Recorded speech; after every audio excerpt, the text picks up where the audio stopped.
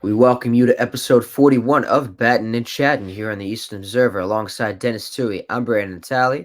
Before we get started, please hit that subscribe button on YouTube to be kept in on the loop on everything Eastern Observer and most importantly, Battin and Chattin. Our show can be found on Apple Podcasts, iHeartRadio, Spotify, and wherever else podcasts can be found. Our show was presented to you by Black Cats NYC. Be sure to download their newest hit single, Nothing's Gonna Stop Us, which can be found wherever music is found, whether that's Spotify, iHeartRadio, SiriusXM satellite radio, and many others. Dennis, how you doing today on this fine Wednesday night? I'm doing all right, man. I'm doing all right. I'm watching the NBA Yeah, man. playoffs. It's the play-in. It's the playoffs. Come on, give me a break. Playoffs. Come on, Playoffs. playoffs. You kidding me? Yeah, and I saw the 76ers beat the Heat earlier, and the Bulls are beating the Hawks right now. Plenty of time left. Plenty of time left. By the time this goes up, everybody will know who won or lost. And knock on wood, fake wood, but whatever, I'll take it. If the Hawks lose and the Bulls win, I would have gone 4-0 on picking the play-in. I had Sacramento over Golden State, won a little dinero there, won some dinero on the Lakers too. Lakers were dogs. I was like, oh, that's crazy. Okay. And yeah, that's a good. That feels good. That feels good. Yeah. I whiffed so badly with the NHL this year that Really? yeah. I guessed when the Avalanche won it, I picked them preseason. I didn't like bet or anything like that. I was like, oh yeah, they got a loaded team. They'll win, and they won. I liked the Denver Nuggets last year, and then this year it's like, oh, it's going to be the Devils. They're going to win it, and the sports gods were like, Dennis, you can never be right about your team. So it doesn't work that way, buddy. It's hard. I know my place. I know my place now. I can never. I don't know. It's hard. Sports is hard, especially. I mean, I have differences when I have like gut feelings, and then in terms of like when you have. I mean, in terms of that, like when it comes to sports betting, it's just hard. So I can't differentiate my gut feelings from like sports betting, I guess, you know what I mean? I overthink it. Yeah, you know what I mean? It's so I want to be clear here. Like, I'm not one of those like I literally bet like $1 at a time. yeah. I Okay. do it just because why not? Yeah. So it's not crazy. I don't like blow a paycheck on it. Like for me, if I were to like deposit like $20, I'd be like, whoa, hold on now. Are we sure about this? That could be a couple of breakfasts at work, you know? Yeah, no, I agree. It's So I'm so stingy with it. It's like $1.02. What? I downloaded like FanDuel. I remember not to get too much into it quick, but I did like a couple bets and that was it. It's just I don't know, to me it takes away the fun out of in the enjoyment of watching sports, especially football when I was doing on football. I don't know. Like I could do fantasy football. Like fantasy football, it's fun. But I just me personally, I just couldn't differentiate like, sports betting and then like enjoying the game, It takes I don't know, I don't know how people get into it like that. Yeah, I think it brings out like the worst in sports fans when they're actually watching the games. 100%. Because people are like the actions, like the rush of it. But I feel like it's like a negative rush. It's like the dark side of the force. You know? Yeah, you don't want to be Anakin Skywalker. You want to be No, you want to be Yoda. You want to be Qui-Gon. Qui-Gon, Obi-Wan. I love Star Wars, bro. Luke. Not Kylo. No, it brings out the Kylo. Yeah, it brings out the Kylo Ren in here. Brings out the Kylo. Dude, that's what I'm saying. It's now 96-112. Bulls over. He missed that? What? 112-94. Oh, Dennis can't read. But hey, so, plenty of game. But like I said, if you have a sports betting problem, go call Hope NY. And hopefully go to Gambling's Anonymous, whatever it's called. Yeah. Or Speaking of gambling, did you hear that guy from the NBA just got banned for life for betting on games? I heard something like that. It's crazy. He was like a nobody. I talked about it on my college radio show when it first happened. The news first broke, and I'm gonna be honest with you. I don't know how the guy got caught, but if you actually like, I defended him originally because I kind of just said like, yeah, not for nothing. The betting lines are like terrible if you look into it. Like people are But like, how is this much money going on this bad a player?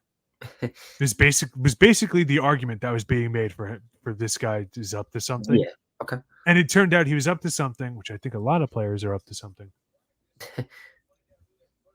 But like from my point of view, um, the way I just looked at it is like these betting lines are stupid. They're like over under 1 3-point made. It's like, well, if he plays, he's going to make the three. But if he doesn't play, he's not. So you're betting on if he plays tonight because he's a garbage time player. Like So if what? they're playing a good team, then yeah, obviously you'll take that because they're going to get blown out and he's going to play because the Raptors weren't good. I made a killing off the freaking Pistons this year because everybody's like, yeah, but Dennis, the Pistons suck. I'm like, yeah, and the lines would be like 18 points. I know nothing. I'm an idiot. And I was like, whatever. Gas went up a little this week. All right, fine. I'll just bet on the Pistons. Oh, look at that. I made my money back. That's one this week. So like it was like unbelievable. It's like, oh, I went out with for dinner with my buddies. Like, okay, fine. Tomorrow I'll just pick the Pistons to cover. Oh, they did. Oh, crazy. Yeah. Crazy how that works. Mm. So whatever. The whole thing is stupid. The whole thing is lame. Welcome Yeah. to baseball. There you go. Either way, like I said, if you got a gambling problem, go to 1-800-Gamblers, Gamble Anonymous, or Gambling Problems. Look up. That's the other thing. It's not centralized. Yeah, they don't. Now They, I'm not they trying have to it like on the turn bottom. off like They have it on like the listen, bottom, like you know what I mean, like on yeah. commercials. Listen, So if Caesars or somebody wants to give us a freaking promo code to sponsor the program, please, by all means, I'll be your degenerate every day of the week. Listen, the whole thing is stupid. The whole thing is stupid. It's not centralized. It's different state to state. Hey, I'm a big states' rights guy. I am. But listen, we can't have the same freaking number. Every state's got to have a different number, a different website, a different this, a different that. You can't just have a national hotline. right, that's true. Yeah, I feel like we're doing it wrong. The whole thing is all over the place, and the whole thing has very little to do about baseball. So we got to get into it. Battin and Chattin, yes. not gambling and gabbing. I don't know. We're not gambling, gabbling. This is Battin and Chattin here in the Eastern Observer. So a lot to get into it. Justin Verlander about to make his potential season debut soon. We'll get into that. Friday. Kenley Jansen has some words to say about the world of baseball, what he feels on it. Mets and Yankees. Mets are on a hot start. Let's clap it up for them. After their 0-5 start, they're now 10-8. Who would have thought? I thought the Mets were done. I mean, I didn't say they were done. Like I said, as a Met fan, like I said, I was very shocked and just, I mean, not to say shocked. I mean, come on, it's the Mets. But 0-5, like, I did not like how they were playing. It was abysmal. It was trash. But now it's like, I feel like they kind of had that moment, like, where in 2002 with the Jets, they were 2-5. And Herm Edwards had his famous "you play to win the game," and Love that. I feel like that's kind of what they literally had, that kind of moment. Even though like Carlos Mendoza didn't channel in his inner Herm Edwards, he kept calm, he kept composed, and the team literally just started batting. They didn't batten and chat; they started batting and winning, and so it just they were batting and hitting. Yeah, they weren't batting and chatting; they were batting and hitting. I feel like it could be the same thing either way. I just the bats, they woken up. I think the first 5 games or so they only had like maybe 16 runs total, and it like doubled. I gotta look up the stat for that. But like I said, the Royals series was good. Doc Gooden also got his jersey retired. We'll get into that. I was there for that ceremony. Great ceremony and some interesting stories. The bullpen looks great. It's crazy. I remember saying it. I said it in the beginning of the show, like all the past episodes. Like the Mets, don't be shocked. They're gonna surprise you. I know it's April. It's the beginning of the season. I get that. But they look good. They look like a legitimate ball club. And so I feel like the Dodgers road trip, like the West Coast, that's going to be a big test for them. They're going up against the Dodgers, who are pretty powerful super team, if I might ask. Yeah. So I like, obviously I like what's going on with the Mets. And I would also like is that the bottom of the lineups for the Mets, I'm confident in it. Like I don't throughout the whole lineup, I'm not scared, like nervous or scared. I trust the lineup in a way. I like how they have Bader down there, Tyrone Taylor, Alvarez, and sometimes McNeil. I like the order. I like how it's like I'm not when I'm watching the games, I'm not scared. Like I trust the lineup. Um, Harrison Bader, he's looking pretty good. Like I said, his base running to me was horrific in the beginning of the season. He would turn a single into like a inside the park home run, but now he's actually doing something. He's actually doing some good. He's doing great. His first home run today is a Met. To sweep the Pirates. It was great. Tyrone Taylor, he looks great. I think he was part of the trade to come over from Milwaukee with Adrian Hauser. Yeah. So I like what so far. I like what David Stearns is cooking up with the team, and I know Geico Sports Night they were just talking about how having a healthy Starling Marte is great, and I agree too because without Marte, that's the lineup's kind of out of order, and you lose a great defensive outfielder out there, and just yeah, I mean Lindor, yeah, the average could be a little better, 151. Come on, it's not looking good, but hey, he's improving. He's improving. I think he should hit more right-handed instead of left-handed because they showed if he's when he's hitting left-handed, he's hitting like 0.81. Like literally, that's abysmal. But then when he's hitting right-handed, he's hitting like 360, 380. Stay right-handed. Don't make things complicated. Go with your best strength. I don't know why. I get it. You switch hitter. I get that. But like, you got to make things just for your stats and just for the team. Which for Oswaldo Cabrera. He's been great for the Yankees. Yeah. I think I still have him in fantasy. I gotta take a Something look. with But Cedric Mullins. I like what's going on with the Mets and Diaz looks good. The bullpen's been lights out. Like it's just crazy because that was the issue. That was what everyone was concerned about was the Mets pitching. How's the bullpen going to do? How's the starting rotation going to do? Luis Severino, his last couple of starts, he's looked decent. He pitched 6 innings today, and I think he had a couple strikeouts. He's looked efficient after the first start he had with the Mets. It was not that good against the Brewers, but he's looked good. And Brett Beatty, his emergence was I know that was key. A lot of people said if the Mets are gonna go anywhere, Brett Beatty needs to step up for them. And he's looked great defensively. He's definitely he's been hitting. So it's I like what's going on with the Mets. I like seeing this. Let me read off some things that I have. So yeah, obviously they're 93 since starting the season, 1-5. We're now or 10. They're 10-3. I would say. Well, Oh yeah, these guys won this afternoon. 10-3 starting the season. Reed Garrett, that's so for the bullpen, that's one player, for instance, who's looked great. He has earned allowed no runs, has 17 strikeouts, and only eight and 2/3 innings pitched. That's ridiculously insane. So I just like I said, I know they were talking about it on the show, on the games today, Gary, Keith, and Ron for the Mets.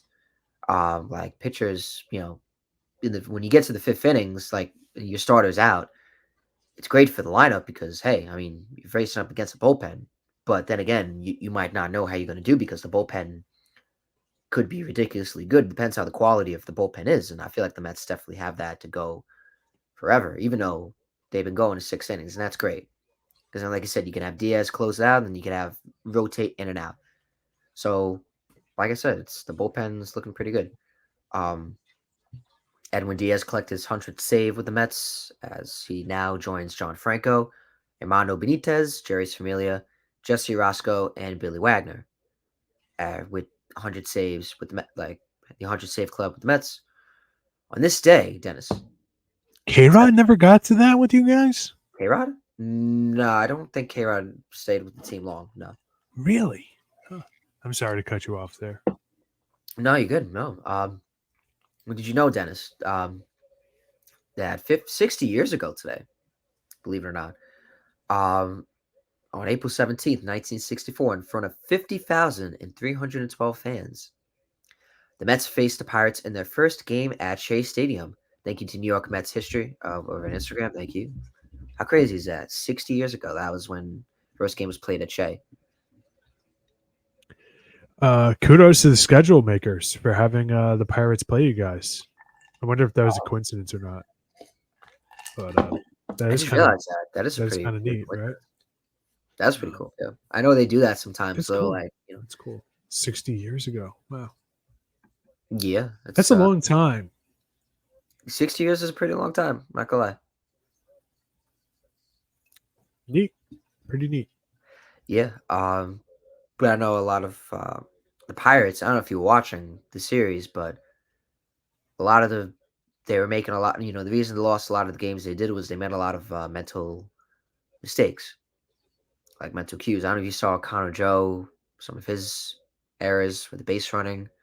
And, Not really, because the Yankees were playing around the same time as you guys today, and I was kind of more locked in on that. Yeah, that's fine. And I had other stuff to do. Whoa, hello. But yeah, I didn't really watch too much of your series. I haven't watched as much. I gotta. Well, hey, you know what? But Tomorrow there's no NBA on, so maybe I'll. Actually, there might be NBA on.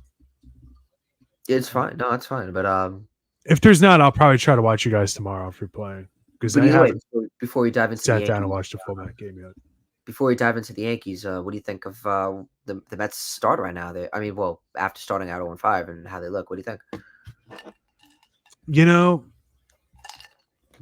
I like it. I'm curious to see how they're going to do with JD Martinez coming back. I know DJ Stewart is currently your DH. Doesn't have the batting average you would want, but he's getting on base at a ridiculous clip. Right. And I'm curious. David Stearns coming over from the Brewers.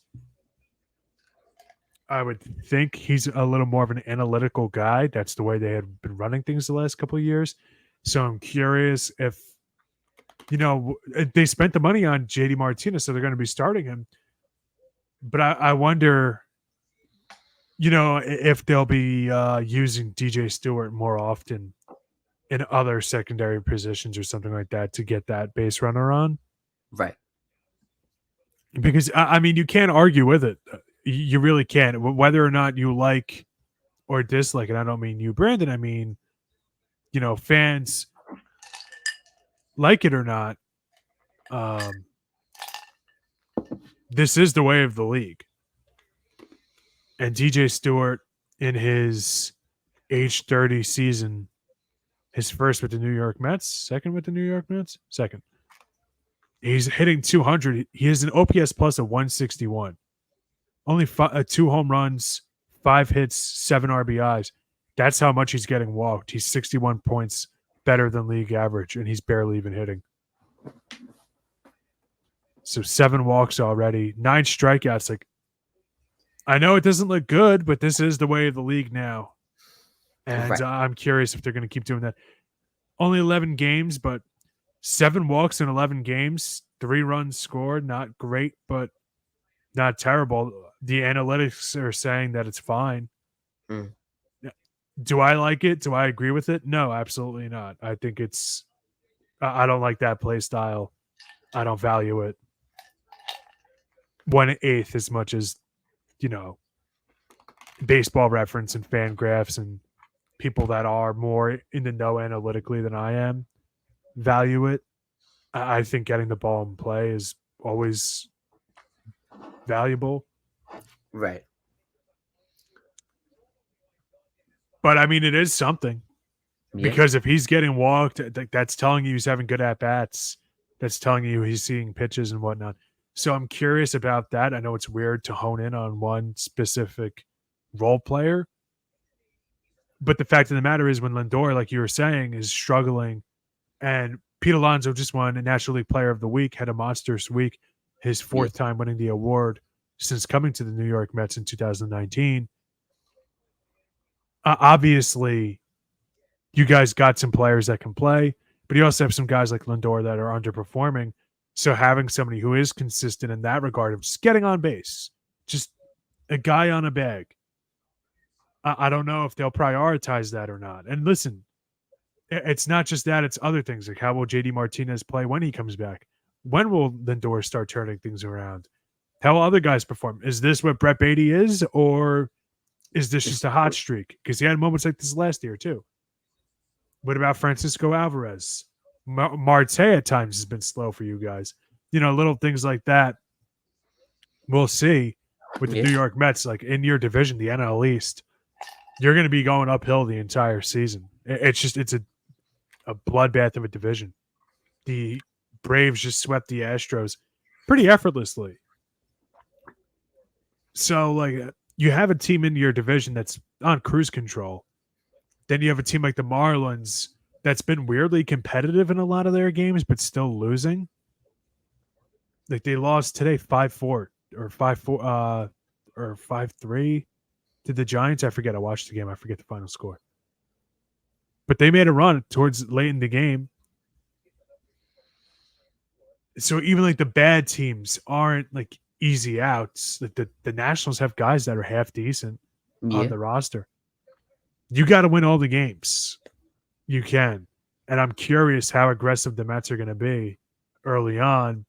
And if their bullpen and some of their starters are going to continue performing the way they are. I was high on Sean Manaea. I said he was a great pickup for you guys. You remember me saying that? Yes, I do. And, he was very good with the Giants August on last year. We'll see. Are guys going to adjust to Sean Manaea? Can this pace be kept up? Things like that. I'm not too concerned about the ninth inning of your bullpen with Edwin Diaz, but kind of fringe relievers, journeyman relievers, they get hot, they get cold. Yeah. I'm just kind of curious if you guys have like the arms to just stay in the race for that long. Little things like that I would be concerned about from a Mets perspective. And also, are they going to re-sign Alonso at the end of the season? Like, what's going to happen with that? The big power slugging first baseman, that's the way of the past. I don't like that. I always think that's the way you've won games for 100 years. I don't know if I would shy away from it, especially if I'm the Mets. What? And that lineup has always just been questionable. And yeah, man, like you guys are off to a good start. It started off really badly, but now you guys have turned it around. Yeah. And are doing well. So on the one hand, if it ain't broke, don't fix. But on the other hand, you're going to be having JD Martinez come back at some point. You're going to be having Kodai Senga come back at some point, and you are going to have to fix it, whether or not it's broken or not. So I'm a little curious about that because things are starting to click, and inserting certain guys in or trying to get flexible with this, that, or the other. Sometimes that causes problems. We'll see, man. We'll see. And especially for Carlos Mendoza, who's a first-time manager, some of those egos, that may have to be managed. Hey, now you're going to be hitting lower in the lineup. This, that, or the other, like those kind of minor things. You never know how that goes over. Yeah, so if I'm a Met fan, I'm excited by the results, especially given the fact that you're still in it, given how bad the start was. I'm stoked if I'm a Met fan. But at the same time, too, there is a little part of me that might be a little concerned about the future of the season. So the Mets are one of those teams, man. I said it earlier in the offseason. They're a team that can have a playoff run or they could miss the playoff by a very wide margin. I wouldn't be shocked one way or the other. Kind of the way I thought Miami would be, although their season's over. Whether we like it or not, it's over. So I'm just excited to see what you guys are going to do. This team could be really fun. The potential's there. Yeah, no, I agree. And like I said, it can go either way, Um, and I definitely know. I like Mendoza so far. I don't feel like he's overmanaged. He has a pitcher. He keeps him in the inning. And this is the thing. I didn't like how Derek Shelton on the Pirates. I feel like he overmanaged a bit. Like I get it. Like, and I've seen this in baseball plenty, where you have a batter. Like, say you have a relief pitcher in there. He's already done like 2 innings. But say Lindor's up. He's batting left-handed. You want a righty. Is it you want a righty to go against the lefty, or a lefty against the lefty? Like, Well, opposite. Lindor's a switch hitter. So for him, you picked a bad example. But if it's like Alonso, normally you would want a righty on righty. You want the same hand dominant. Right. So it's more easier for like a batter to face off, like for a righty batter to go up against a lefty because they can easily. Yeah, if you're hitting, you want the opposite of the pitcher. Right. So like when Lindor's a switch hitter, he bats left against right. That kind of thing. Right. Sure. I see where you're going with it. I see where you're Yes. going with it. So like the point I'm trying to make is that like he kept making like those type of moves. Literally, like, yeah, like I remember he's like, oh, or I listened to to the game today as I was working. Gary's like, oh, and Derek Shelton's gonna make the call, have so and so go up against Alonso, the right-handed or right, yeah, Alonso is right-handed, yeah. Mm-hmm. And he kept doing it so many times in the series against the Mets, and I said to myself, why does this guy keep overmanaging? Because like, just keep him in the inning. I get it. You want the righty on the righty batting matchup. I get it, but if your pitcher is cruising, just don't take him out. Like, let him finish the inning, or just let him keep pitching. I get it. You want to use up your play. You want to use your players, but come on. That's just my opinion. Or what do you think on that? It's certainly more common than it was now. That's for the blooper reel. It's certainly more common now than it was in the past. That's English, Dennis. That's how you do it. Period. It's not the way it was watching, Yankees classics, Mets classics on the SNY or Yes or MLB classics. It's way different than it used to be. Right? So it's they play matchups, high leverage situations, not getting a guy in the ninth inning. We want high leverage situations. Fine.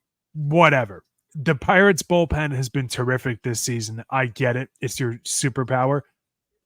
However, and I don't want to be too much of a baseball history nerd here, there have been plenty of teams that have lost early on in the season because they burned out their bullpen. It's happened plenty of times in history.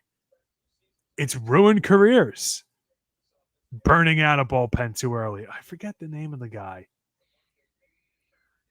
Was it Denny Neagle, something like that from the Yankees? Joe Torre kept going to him and he just blew his arm out early on in the season. Yeah. He would pitch 8 games in a row. It was unbelievable. And it's like a running joke among Yankees fans that Joe Torre killed the guy's career. I'm sure he doesn't find it funny. Yeah. But it's, it's absurd. The way sometimes the bullpen is managed. And we saw this, I remember saying on, on BDJ Talk Sports after the 2020 World Series, I called the taking out Blake Snell. What is it? I called it apocalyptic analytic or something like that. Kevin Cash completely just lost the plot and took out Blake Snell, who was dealing. And it's like, you never do what your opponent wants you to do. You never do that. So I totally get what you're saying. However, the Pirates, their best weapon is their bullpen. So I get both sides of it. The only problem is a bullpen that's dominant in the first half of this season rarely stays dominant in the second half. The other, you can flip it like the Rangers did last year, but rarely, in my opinion, is a team that's completely dominant and using that, like that, what you phrased as over managing, rarely do I see that succeed late in the season. I feel like it catches up to them more often than not. So from the macro of it, I understand what you're saying, and I agree with you. And one series, who knows? Who knows? But they kept losing anyway. So I don't understand. Right. Maybe you course correct. Maybe they will course correct after the fact. Yeah, hey, Whatever the I get it. reason Yeah, was. you know, But I get it, and it I just happens. yeah, I don't know, man. I don't I get just feel like, yeah, that new style. I get that they want, different arm angles and this, that, and the other. It's like, yeah, but at the same time, too, you also need your pitchers to dominate. You just do. yeah, no, the first You game of the do. series, the pitcher Jones, who's a rookie, he only pitched 4 innings, I think? 5? Yeah, And no, some of it could be pitch count and things like that. yeah, no, Maybe, that might have there's a been the lot of point factors because that you and I will yeah, never know. Nobody will ever know they that were go hinting into at those that. Yeah, decisions. they were hinting at that, yes. But how often could it be a pitch count thing? That's just the way I look at it. Whatever. I think it goes also to the whole broader issue of the whole pitchers getting injured thing with the pitch counts. A 75 pitch count isn't the same for different players. If a guy is really forcing it at 75 compared to somebody like Garrett Cole, it's just, you want 110? Fine. I did that yesterday. Like there's certain guys who are like that. Then there's other guys who really have to sweat it out. So who knows? Everybody's different. Like I said, there's things that you and I or anybody in the media will just never, or former players maybe even, won't ever get the grasp of. It's just an individual kind of a thing. Right. It's not always about the X's and O's, it's about the Jimmies and Joes. So who knows? But what I do know is you guys swept them. So hopefully the Pirates can turn around because they are a young, fun team, and I want to see them have success. They haven't had too much success since the early 90s with Barry Bonds and Andy Van Slyke, and Bobby Yeah, no, Bonilla was yeah, still there. Bobby Bonilla, yep, famous Met.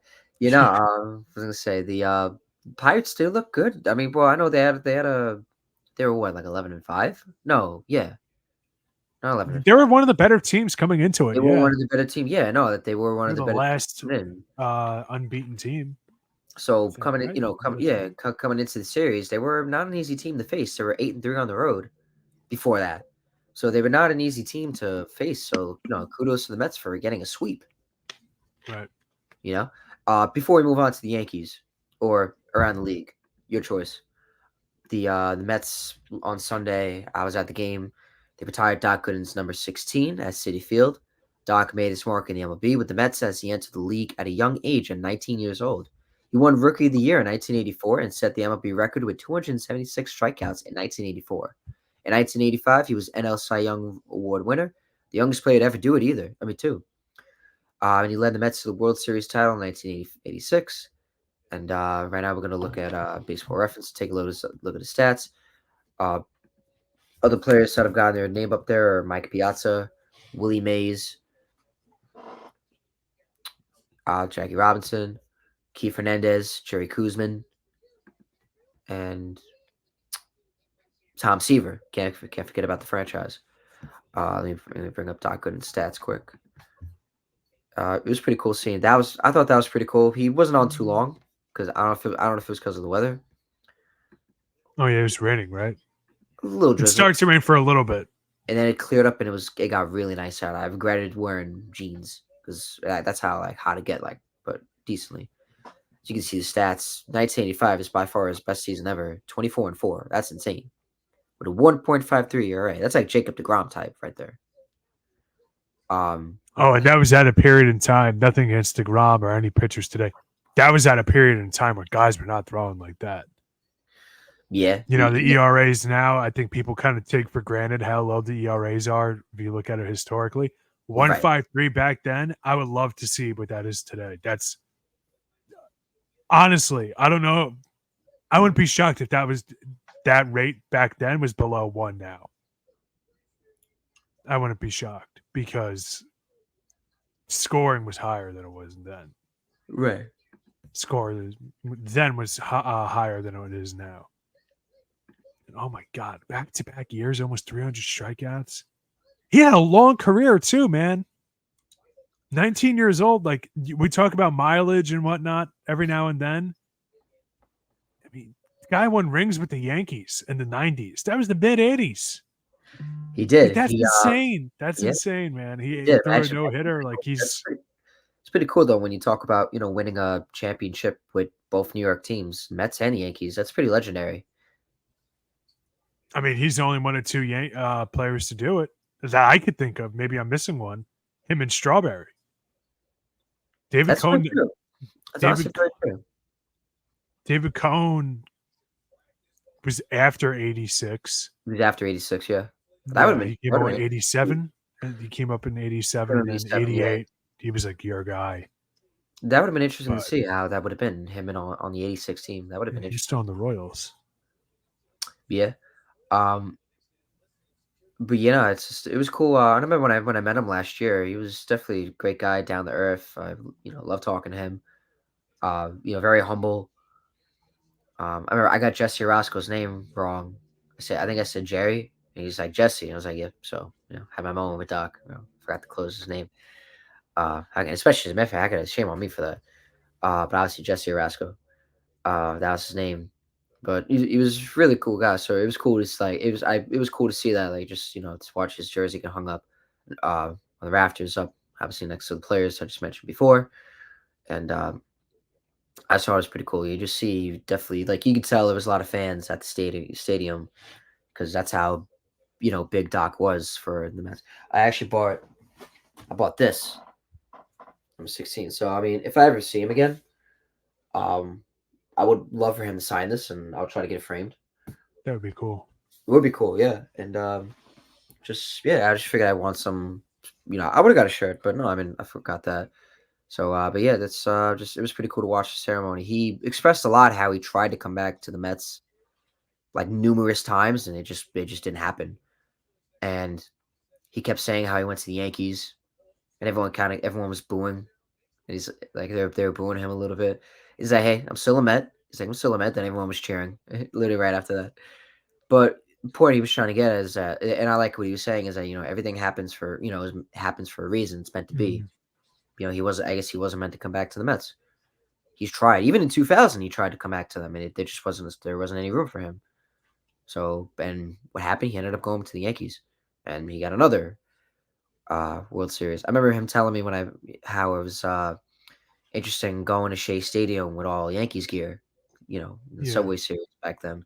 he told me that So story. yeah, so obviously congrats to Doc Gooden. And yeah, like you said, I think you kind of alluded to what your thoughts are earlier. Yeah, I mean he's one of the best pitchers of the 80s.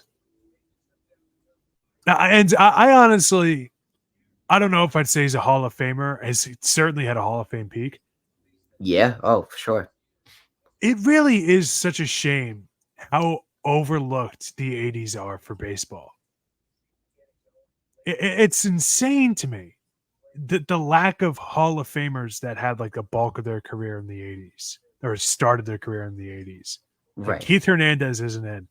Dave Stieb isn't in. If you look at the numbers, he was arguably the best pitcher of the 80s. Isn't in the Hall of Fame. Never took roids, nothing. Don Mattingly's not in. You could just go down a list. No Will Clark. Just so many guys that get forgotten. I'm glad that people still look back at Doc fondly for what he did. But even Doc, I think people forget just how dominant his peak was. Like, it's insane. He was 19. He was the best pitcher in baseball at 19. Yeah. In New York. New York, baby. And obviously, listen, it's not breaking news. Everybody knows his career didn't live up to the potential that he showed when he was 19. A lot of off the field drama, substances and things like that. And he's been open about it. It's not like it's like not a secret, Yeah, he has been pretty open. He has been open about it. I give right. him. And I'm glad that he's doing great and everything like that. It's a shame you hear so many stories about former celebrity, not former celebrities, but celebrities that don't exactly get the wake up call, and I'm glad the guys turned everything around. It's just a shame that, like, dude, I don't think people realize. You go back and watch the highlights. He was not an MLB player. Whatever tier is above MLB, that's where he should have been. Yeah. Like, he was that good. Best pitcher in baseball at age 19. That's insane. Yeah. That is insane. And then he goes on. He has a long career, man. That's the other thing. Is like, even with all that nonsense that was going on with him, he still had like an insane career. He had a no-hitter with the Yankees, too. He had a no-hitter with the Yankees, a triple crown, Rookie of the Year, 4-time All-Star, a Silver Slugger, a Cy Young, an ERA title. And then it's just a shame, like, his career did kind of go out with a whimper. Houston, Tampa Bay, and then the Yankees all in 2000. Right. Won 2 World Series rings. Yeah, no, he was really good. Wait, can you hear me? Yeah, I can hear you. You. Yeah. And his age 20 season, I kept, yeah, you could probably still argue he was the best pitcher in baseball in 84, his rookie year. But in 85, that's when he won the Cy Young Award. He was Cy Young 2 as a rookie. That's insanity. Like, he led the league in innings pitched and had a 1.53 ERA. Could you imagine that nowadays? That's not happening nowadays. Well, I guess Garrett Cole, didn't he like just do that? But 16 complete games, 12 complete games, 10 complete games in 88. Look at this, Brandon. He regressed so much in 87. He went from a 2.84 ERA to a 3.21 ERA. Like, that's insane, man. Even his the years where he took a step back, it's better than most All-Star seasons. 289 in 89, 383 in 1990. Like, these aren't bad stats. Even like the bigger numbers, like 383, it's like, well, that's not like All-Star caliber. He didn't get All-Star that year in 90. But back then, when like we said, scoring was higher than it is now, like, that's not bad at all, man.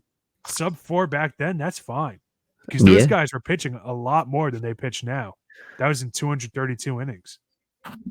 And then it did balloon once he hit 29. But only 7 games he had a 6.31 ERA. Only 7 games his last year as a Met.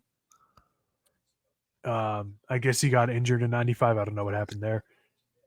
Then he had the 2 years with the Yankees. Then Cleveland, which he had like a resurgence with Cleveland. And then a bad year with Cleveland again, and then it's kind of petered out. I guess the arm fatigue caught up to him eventually. I don't know. I think with with 95, maybe he might have had like might have been the drug problem kind of caught up to him at that point, and I think he had to take a year off, and then he came back. He came back the next year, and that's when he obviously had the no-hitter with the Yankees, and that's when he was back to stardom.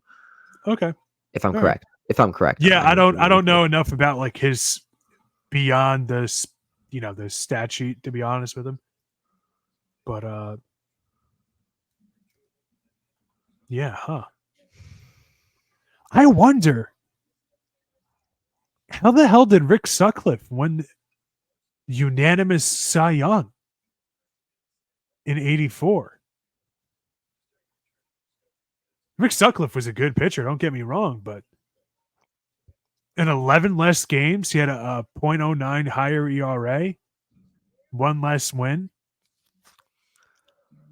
than Gooden did, and 120 strikeouts less. That's crazy. That's not happening nowadays, I'll tell you that. But anyways, so you could argue he could have been Rookie of the Year and Cy Young Award winner back to back. Could that be possible? Well, he can't be Rookie of the Year twice, but he could have been Rookie of the Year and Cy Young, and then won another Cy Young the next year in 85.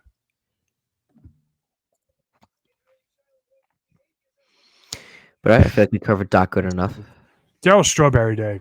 That's going to happen this year too. I might try to go to that. I'm down. Yeah, whatever you want to. If Yeah, I'm always down for it. Yeah. What sucked was I thought that Sunday me and Cooper went. It was only just a ceremony. I thought it was also the bobblehead as well. It was actually the day before, so I misread read on that. Or someone at the door was like, "Yep, no bobblehead, but hey, you get the ceremony." So I'm like, "Hey, you can't beat that." Gary Sheffield was there too, and he was walking in the dugout in the tunnel. And I said to him, I was like, "Hey, let's go Mets," and he was like, "Yep." So he responded to me. I was like, "Hey, that's right." Wait, what? Gary You saw Sheffield, yeah, Gary Sheffield? yeah, he was there. Yeah, but he like heard you. Where were you guys sitting? We sat at 106, and that's by the right field. Oh, okay. Yeah. So I was right there by the tunnel. A lot of the players were walking, and that's where Doc was walking in too, and he couldn't hear me. All right. Yeah. So yeah, I guess that covers Doc Gooden. June 1st is Daryl That's when Strawberry Day. um yeah, let me know. I'm down for that. Hopefully, I think that's a Sunday. I think if I'm correct. Let me Maybe I will see. take off from work. I have June so 1st. much. That's I a have so much Saturday. vacation time. Is it really? Oh, Let's see if that's a 4. I'm gonna see if that's a 4 it's a o'clock game quick. Saturday. It's a Saturday. I'll take off for that. Let's Saturdays, my see. job doesn't need me. Sundays are the days that I That's a need. 4:10 game. So maybe I could leave work a little early and head over to the train, Flushing, and see the ceremony. Yeah, I'll take a look at tickets after this. Yeah. Oh, for sure. But all right, You I want show to talk. Cooper where you want to go. I love talking about the Mets, but I feel like we should give some love to the Yankees. Yeah, First, just I make should it have worn fair. my Piazza jersey for this. Hey, but John Sterling, he's like Yeah, shocking news for the Yankees, and a lot of Yankee fans were very upset to find out that their longtime he was a longtime radio broadcaster in general. He was in 64 years in the broadcasting in just the broadcasting industry, but he was mostly famous for being the Yankees play-by-play announcer since 1989. He also called a lot of the Atlanta Braves games prior to that for several years. In a quote, and I have the quote right here. Let me bring it up quick.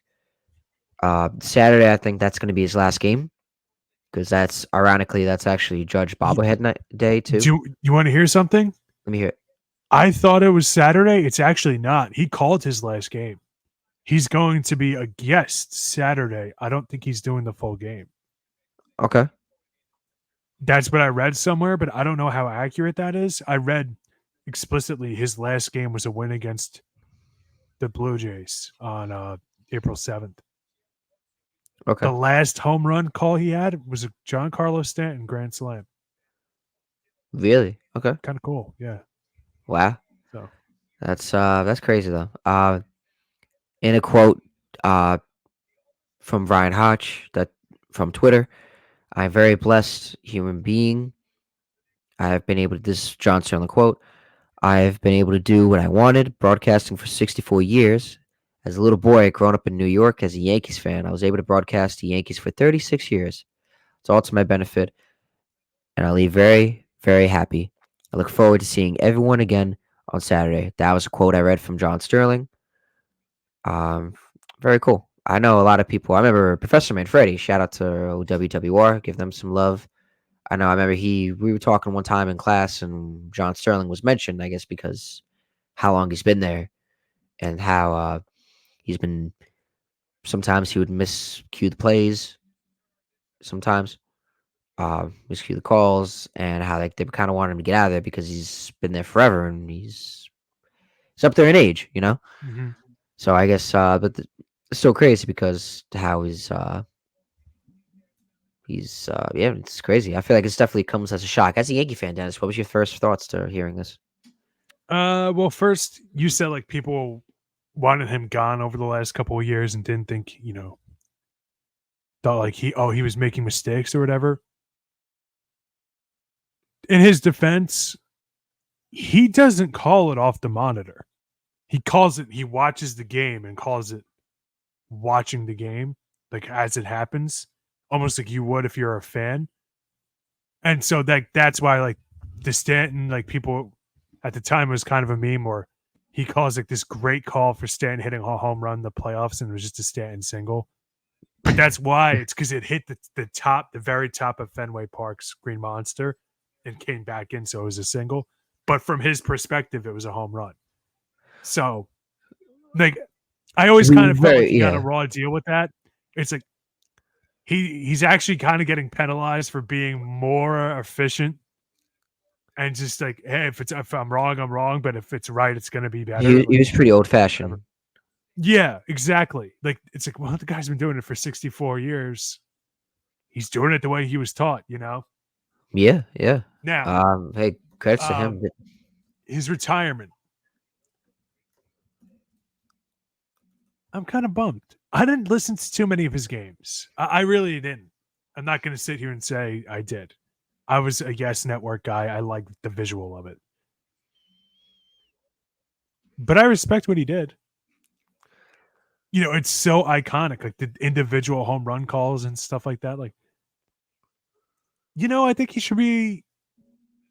People are saying he's going to be in Monument Park, which is probably right. Bob Shepard's in there, so he'll get in there. Oh yeah, oh for sure. I think that like there's broadcasters in in Cooperstown. He should definitely be in Cooperstown. Yeah, no, in my opinion. You know, like he just should. Yeah, he's broadcasted for 64 years. He's probably going to be in the Radio Hall of Fame. And he's definitely in already. Broadcasting, probably. You know, let me take a look. I'm looking up how much he made. I mean, his net worth. I don't know how true this is. It's a celebritynetworth.com. He's only worth two. He's only worth. I'm not trying to like care about it. I'm just serious how much he was making as Yankees broadcast all these years. Supposedly he's only worth $2 million. I don't know how accurate that is, but hey, you know what? Let's look up something. Yeah, I don't know, but at the same time, too, guys like that, I always kind of got the vibe that he was probably a simple guy. Right. You know what I mean? Like it was just like, whatever. Like I'm just happy doing my job. Like I don't care. I don't need to make all the money. Right. You know, like I don't. I mean, I don't know the guy personally, but it's not like he's like Michael Kay, who had like a TV show, like the Michael Kay show, and like he was like kind of like the MC for Yankees Classics and other Yes Network stuff, but it's not like he's Michael Kay and had like the K-Rod show and right. No, yeah, Michael Kay show and certain like other things, center stage that would. I'm just thinking of it as like, because they're the same network. Ideally, they'll probably be making a round similar to Call Yankees games. So I don't know, to be honest with you, because I'm going to be honest with you, that seems extremely low. That seems extremely low. What's that? What you just said, that it's only $2 million. That doesn't seem right. But those celebrity net worth sites, they don't know what the hell they're talking about. Yeah, no, hey, so you know what? Screw them. They don't know what they're talking about. And those can't be right. How do you know what somebody's net worth is? Especially with putting everything under these offshore bank accounts, am I right? No. Yeah, I mean, hey, you know what? His money. It's none of my business. His business is his business. His business. But yeah, I agree though. He does seem like a genuine deep, like just that guy. He likes. Yeah, and he's certainly quirky with like the Broadway references and things like that nobody gets. I like that the guy's unapologetically him. Like he's very unique. In like that kind of like kooky older uncle, older grandpa, grandfather type role. That's just awesome, man. It's just awesome. He's just like he's my kooky grandfather the same way he's my dad's kooky grandfather. You know, right, 80-something years old. Yeah, I think they said it's awesome, man. Like he had a great career, and I always loved his favorite call of mine was always Stanton home runs, just Stantonio. I feel like the more he got older, so cool, man. I feel like the more he got older, I feel like the more people started to love him. Just how he was just him. He was just him. Maybe that's what made him unique. He was him. Whether he was old, he was hip. He was just him. He didn't try to fit in. Right. He didn't try to fit in. He was John Sterling, and if you had a problem with John Sterling, well, that's your problem. That's your problem. Yeah. Like Joey Diaz says in Spider-Man 2. Yeah, you got a problem with him, you got to go through. Every time I think of it, I always think of you because I remember you always remember you telling me you were the kind of one that told me about that. Not to go off the track, but when you told me that was Joey Diaz, like he was like, I told you that. and me, yeah, you told me that. You're like, that's Joey Diaz. I'm like, oh shoot. So anytime I see Joey Diaz anywhere, like I always crack up because I always think of you. Is Wow. just, but yeah, so that's kind of yeah. It's like if you have a problem with John Sterling, you got to go through, go through me. What was I gonna say? But yeah, it's just it was pretty cool. With yeah, just I think my favorite. I mean, because like I said, I'm a baseball fan. Not to say it's my favorite, because like I said, I'm a Met fan. But like I said, I'm also a baseball fan. So in terms of that, I want to say my favorite John Sterling moment would be when he got hit with the foul ball, and like you hear his reaction, he's like and like that hurt, like, That's your and I favorite mean, moment, the guy getting hurt.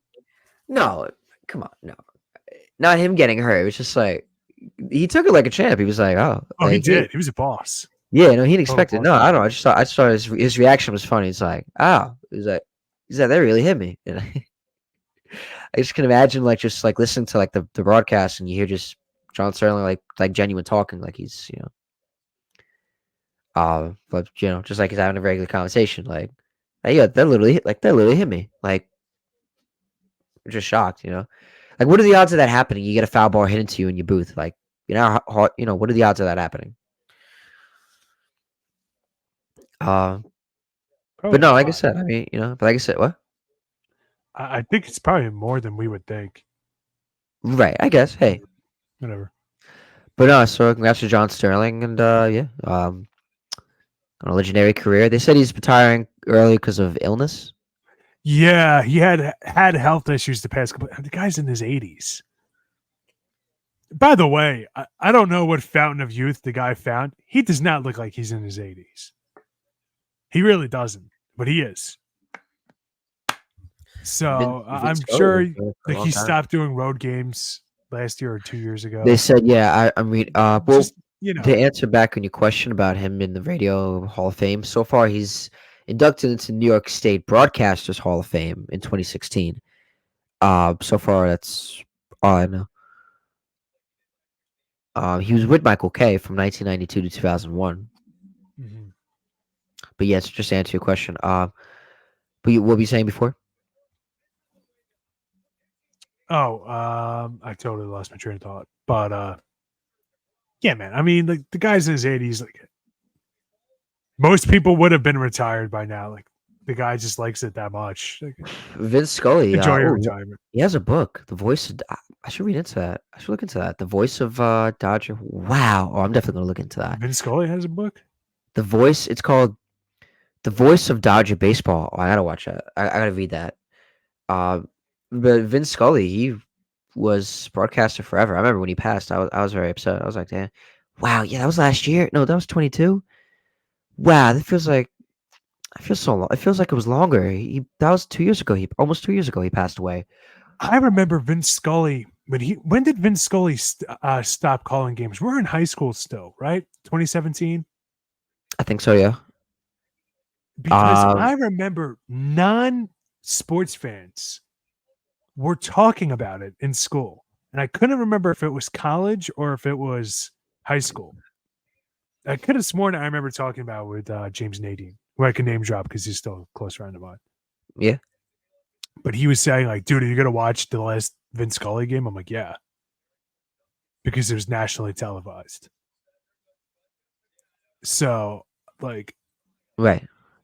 yeah, like Vince Scully was doing it a long time. Do you want to hear something insane? Vince Scully Yeah. um, called games that were managed by both Dave Roberts and Connie Mack. You did. I feel like you told me this.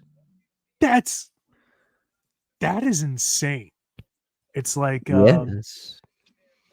he was a Jamie Moyer faced as of like 3 years ago or something like that. Jamie My Moyer God, faced Connie Mack. 10% of Major League Baseball hitters. Jamie Moyer faced, Yeah. Yeah. which is like, if you really think about it, Yeah. that's absurd. Same thing with Nolan Ryan. I just looked up Connie Mack right now. Jesus, he was born around like when the Civil War was going on, 1862. Yeah. He lived a long time. He lived to 93. Back then, 93. That's like living to like 200. Jeez. Back Yeah, then, you're not kidding, dude. you know what I mean? Like that's pretty People big. were chain smoking at the age of 3. No, Like, I'm not trying to sound I like a know. Yeah, jerk. yeah. No, I know. It's just that's man, it's this crazy. Connie Mack. Wow. Yeah, it's I love hearing stories like that. It's like not to see because I mean, both of us were big into history. You're a history major, Mhm. graduated with it. I love anything history. So like hearing this guy probably like known people from like 1700s, maybe Connie Mack. Yeah. You know what I mean? Yeah, he probably Potentially. did. So it's just remarkable. Yeah, the fact that Vince Scully was able to call a game that Connie Mack was, and Vince Scully was the. I definitely want to look into that book though, the Voice of Dodger Baseball. It definitely details a lot about his life and maybe his way through. I got to look into it, but it's definitely for 67 years he announced to Vince Scully. That's ridiculous. And the fact that he was with the Dodgers and then obviously when they moved to LA, he followed and that's remarkable. That's legendary. Anybody that can pull it off is just that's legendary. Yeah. Yeah. And let's see. Oh, okay, I'm on Amazon. But yeah, so but yeah, like I said, congrats to John Sterling. Clap it up. What am I gonna say? I knew you were talking about the Yankees. What's going on with Aaron Judge? It's at like 183. What's going on with like why is he starting off this bad? Like I mean, he didn't really have a spring training, so maybe that's it. okay, like this is his spring training sort of. Yeah. I mean, he had a 2 RBI single earlier this afternoon to give the Yankees the win over the Blue Jays, Hmm. stopping them from being swept. I'm not worried about Judge. Like, I'm not one of those crazy Yankee fans. We always say this. I'm not one of those like delusional Yankee fans that think we're going to win 162 games. It's not going to happen. It's never going to happen. If a team goes 162-0, congratulations. You're the greatest sports team in the history of civilization. Good for you. You know, Yeah. it's just whatever. So, all right. So he slumped a little bit. I don't care. But he's on fire like he was last year before he got hurt, and he was 2 years ago when he set the American League home run record. He's the best hitter in the sport, in my opinion. So I'm not concerned. He'll be fine. He hit a 2 RBI single today. Hopefully that gets him going. Unfortunately, we're off tomorrow. The Yankees. I say we like we're playing. Unfortunately, the Yankees are off tomorrow, so we can't have that momentum after being down 4-1 Right. going into the 8th inning, and then we made it 4-2 after a Soto solo shot, and then Stanton started off the 9th with a home run, making it 4-3. We came back to win 6-4. Nice. Right. So hopefully we can stay hot after tomorrow, because sometimes an off day does kind of kill your mojo a little bit. But when you're struggling, maybe that's good for some guys. Volpe had 4 strikeouts yesterday. Didn't do much better today. Rizzo struggled today, 2 strikeouts. But then you have other guys like Juan Soto, who's a triple away from the cycle today. And one of those home runs cut into that Blue Jays lead and kind of ignited a little fire with the Yankees in the 8th inning that kind of spread after Stanton hit a solo shot in the 9th. So I'm okay with Judge. Like, I'm not concerned whatsoever with Aaron Judge. I know other people are, and people are jumping all over him, and people are saying like the Yankees infield defense is trash, and all these things. I think we'll be okay. Okay. I think we'll be okay. I think personally, I think the whole defense thing in baseball is completely overrated. I know we were talking about it before. And not just the defensive analytics, just like in general. Sure, if your entire roster were platinum glove winners, you'll do better than a team who are all bad defenders. Sure, of course. Obviously. But is it a prerequisite for success? Not, in my opinion. I think you could still win. And that kind of stuff, like it just kind of happens. Like every year, I feel like we start off the season whining about something. We Yankee fans and fans of every team whine about something. And at the end of the day, it's really not a big deal. Guys just kind of get into their own rhythm and then you just forget about it. So I'm not concerned about Judge because that same kind of logic applies to hitting. Same thing with Gleyber Torres. Like every week talking baseball, they're guys on another podcast network. Yeah. They're guys, the Talking Yanks. They interview Aaron Boone and they were asking about moving the lineup around and whatnot. Aaron Boone gave like a really thoughtful answer and he said like, yeah, the reason why I slid Gleyber Torres down was because I thought he was kind of pressing too much Okay. and just trying to, force it instead of just being relaxed at the plate. And I was hoping that sliding him down would kind of get him back into that rhythm. It's a very honest answer. Like I have confidence in this team, this coaching staff. Like, I think we'll be fine. I think we'll be fine, man. Yeah, I mean, hey, you guys got off to a good start in the season. I mean, you guys are Yeah. away. Toronto's home. It's they had the home field advantage. Um, And Toronto had to play their A game. Like, yeah, yeah. not for nothing. You tell me the last team, over the last 2 years, who's been the most disappointing team in the league? Easily Toronto, number one, done. For all the hype that goes into that team, all the young talent when they first came up, it's like they've really underperformed, and now their season is already kind of slipping from them a bit. They had to play well. This was a playoff scenario for them. Yeah. Kind of hard to have that level of intensity if you're like, oh, we're going into Toronto again. We own Toronto. It's different. Right. Yeah, It's I mean, different. hey, And when the Yankees had to turn it on, they turned it on the ninth inning today and won 6-4. Now, do I want every game to be a close game win? No. But I take it so it's more entertaining late game? Yeah. Sure. yeah. But I'm not worried one bit. Now, who do we have up? That's a good question. The Yankees are going to come home to take on the Tampa Bay Rays this weekend, starting on the 19th, which is Friday tomorrow. Oh, God. It's that late already, huh? The Yankees will play the Rays for the first time this season. Hot dog. In a 3-game set. And Yeah. then we have 4 versus Oakland. Nice. And then we have a 7-game road trip in Milwaukee and Baltimore. Wow. Ooh, that's tough. Like I said, I'm a diehard Mets fan, but I'm also a diehard baseball fan. So I'll go to any baseball game. I'm willing to. I'd go to Yankees Athletics. I want to see. I want to watch the Athletics before they become the Sacramento or Vegas Athletics. That's a really good point, Brandon. That's a really good. I totally forgot about that. Yeah, I mean, do you want to maybe make it work? Maybe, possibly. I think potentially. Yeah, why not? Where did I have that schedule?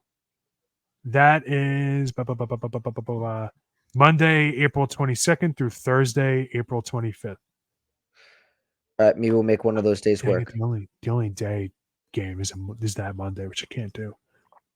The Wednesday, that's next Wednesday. But we have this. I can't use sick time. You sick time on the Eastern Observer. Why not? We'll see. We'll work it out. We'll see. It's what a we can work do. trip. Yeah, it's the Yankees work trip. Yeah. Tickets are probably dumb cheap to that one. I feel like it'd be interesting to see like the Athletics before they become. I would go. I know we were talking about this before. One of these days in the future, one day we're gonna Go to Mets go. Athletics.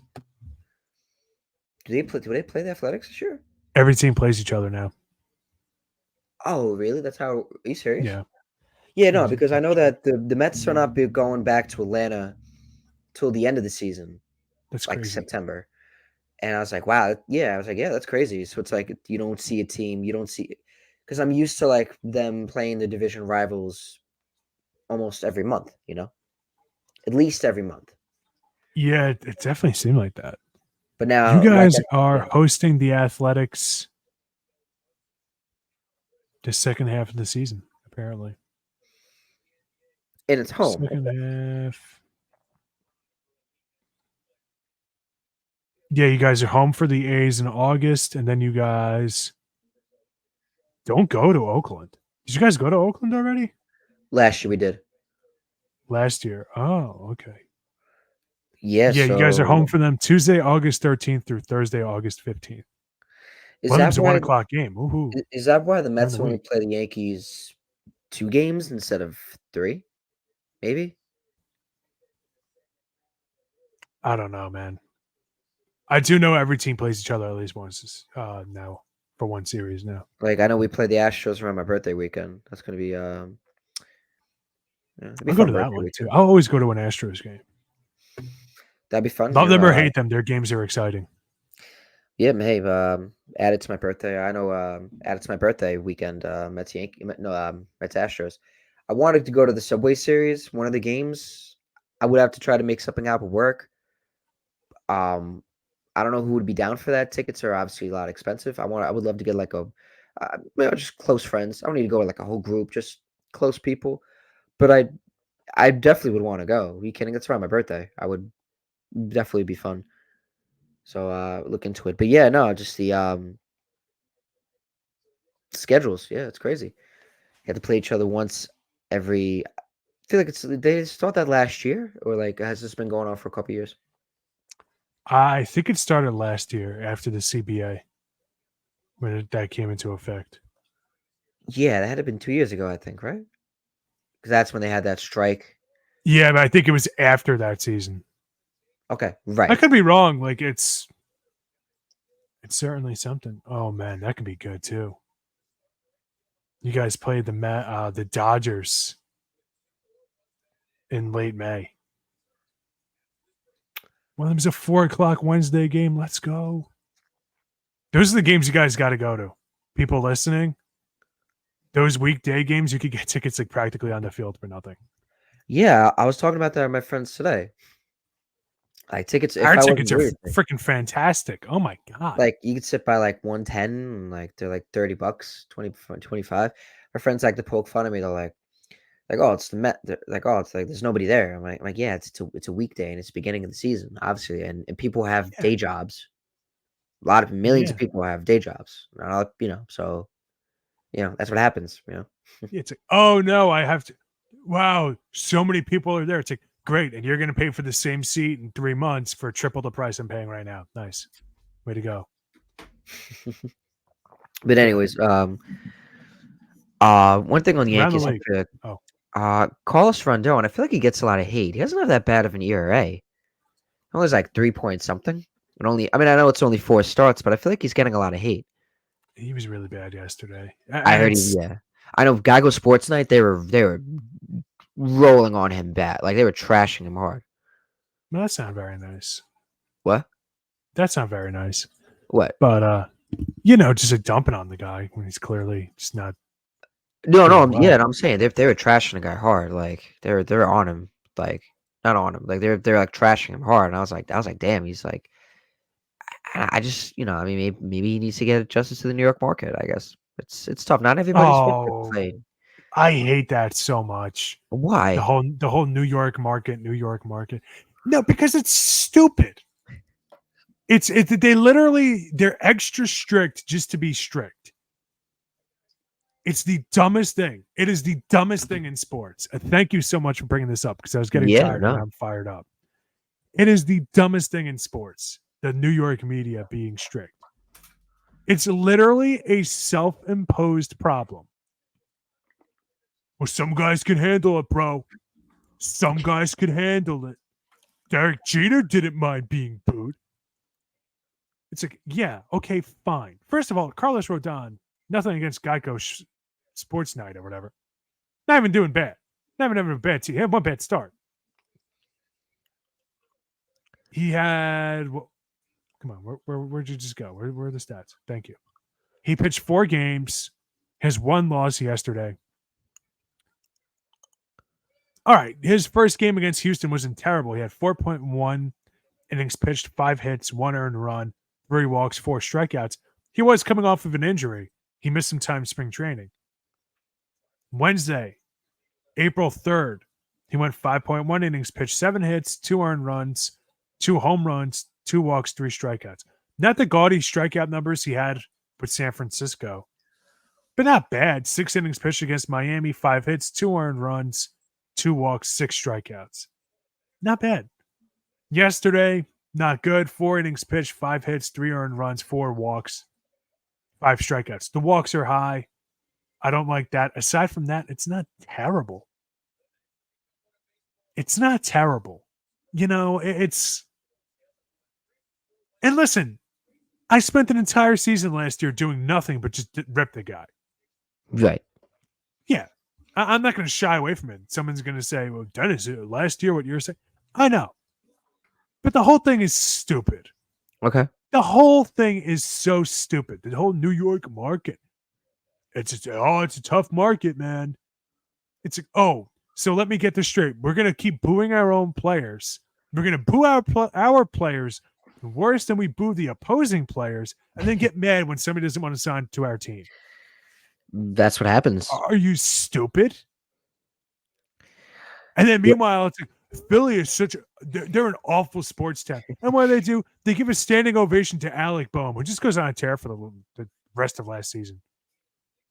And then they do the same thing for Trey Turner, who went on a tear for the rest of last season. The whole thing is stupid. The whole thing is stupid. It's the biggest eye-roll inducing thing in all of sports. Get over yourselves. It's so lame. Okay. Like, ugh. Yuck. The whole thing is just yuck. It's just yuck. Listen, the walks are high on Carlos Rodon so far. The ERA is 3.66 for the season, 6.75 over the last 7 days. Okay. Because of one bad game? Really? 3 earned runs against Toronto. 2 before that. 2-1.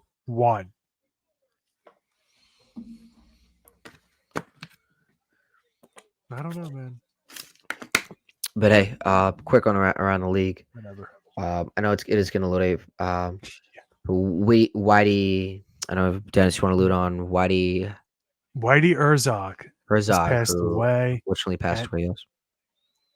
Earlier today, or maybe yesterday, at age 92. It's one of those guys, baseball lifer, Hall of Famer, one-time World Series champion. I honestly thought it was more. 3 times he went to the World Series with the St. Louis Cardinals, and a one-time Manager of the Year. I mean, from 1980 to 1990, he was with the Cardinals, and they were one of the premier teams in Major League Baseball. Whitey Ball, all that stuff. And, yeah, man. Yeah, 3 pennants, 1 World Series title. Like, one of the best to do it in that era. I mean, just good for him. 1985 National League Manager of the Year. Just really good. His overall career, 1,281 wins, 1,125 losses, 3 ties. Kind of crazy. A winning percentage of .532. Managing from 1973 to 1990, that's pretty dang good. He was with the Rangers for a year, the California Angels for a year, and then he was with the Royals for what? 5 years. One of them 102 win season. Okay. And 77 with the Royals. So good for him, man. He had a really good career.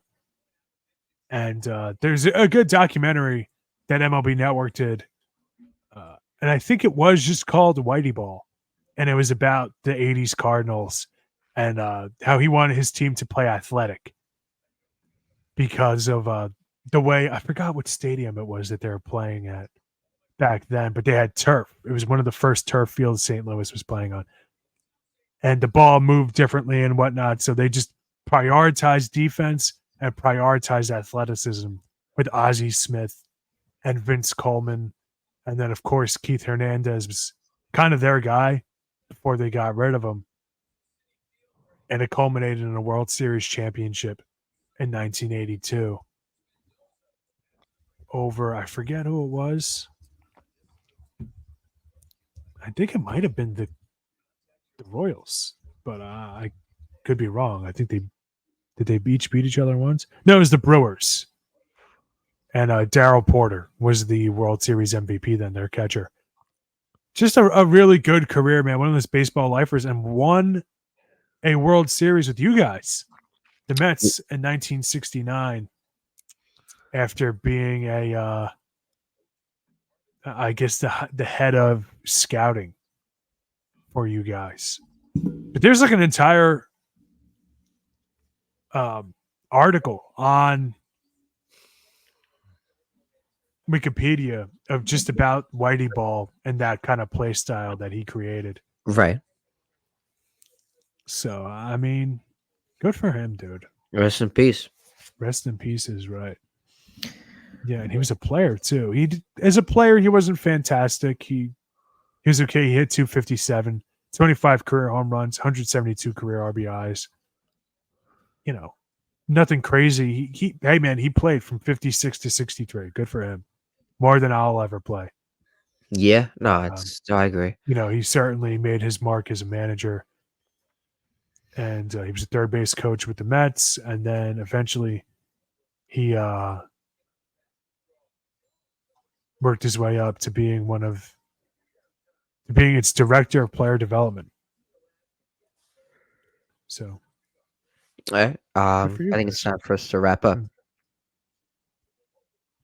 Yeah, I mean, real quick, I guess we got to talk Justin Verlander making his season debut tomorrow, Friday, against the Nationals as he continues to recover from inflammation in his right shoulder.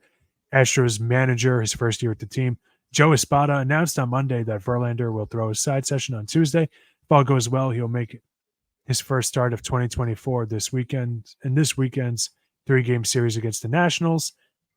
Found out a few hours ago that evidently it went well, and evidently Verlander going tomorrow, Friday the 19th, against Washington. So if you guys want to check that out, go right ahead. And yeah, man, one of the best pitchers, obviously a future first ballot Hall of Famer. We all know that. Yeah. Do you want to dive into it, or do you want to keep going to some of the other news? Jack Leiter, one of the best prospects in baseball, son of former Yankee and Met Al Leiter, making his first start today. Yes. Against the Tigers and Kenta Maeda of Detroit. I think you picked him up right away in fantasy, correct? I did. Yes, you did. Let me see how I did. How was that? Why not? Did that work out good for you? I don't know. Hasn't happened yet. I'll eagerly be awaiting. What time is that game on? Maybe I could check it out on MLB Network. That'd be cool if they show it. His dad is an MLB Network analyst. Obviously, he'll be there, but kind of cool. Today, I got to watch the Reds. Who they play? Yeah, I clearly watched so diligently. Reds, Seattle. That's who it was. Got to watch Marlins and Giants. Then I watched Yankees, Blue Jays, that whole game just about. Then I watched 2 NBA games. A lot of sports watching today. My day off. There's a lot of sports going on right now. It's crazy. Yeah. Thursday. It's a 110 game. Oh, not going to be able to watch it. Tickets as low as $4. Wow. $5 a ticket. Oh my God. The 740 game in Chicago. That's crazy. Marlins at Cubs. They don't want to watch the 21st anniversary of Steve Bartman, I guess, huh? Oh God. Oof. Poor Steve Sorry. Bartman. Sorry. I feel That's bad for bad. that guy. That guy got. They gave him a ring after they won in 2016. Did you know that? I did. I know that they wanted him to join the parade, but he turned it down because he didn't want the tension on him. He didn't, he wanted the Cubs to Yeah, he just wants to live his life. and that's respect and that's humble. You know. Oh, I mean, his life was ruined for no reason. Oh yeah, forget I about it. mean, I forgot who it was. Was it? Oh, I forget who the outfielder was. The guy was not catching that ball. He was nowhere near catching it. And he pointed to him, and everybody's like, "Oh my god!" And then that happened, and then it's like, well, the inning would have ended. It's like, or your bullpen just doesn't give up 8 runs. We could talk about that. Whatever. I guess that does it for the show. Once we start talking about 21-year-old baseball, whatever. I mean, hey, good for Jack Leiter. Hopefully, Good for Jack Leiter. Jack Leiter, yeah. That game is older than Jack Leiter, almost. Yeah. Young guy. Jackson Holiday looking decent. Looks all Hmm. right. Not decent, but I know he just got his Yeah. first hit like a couple days ago.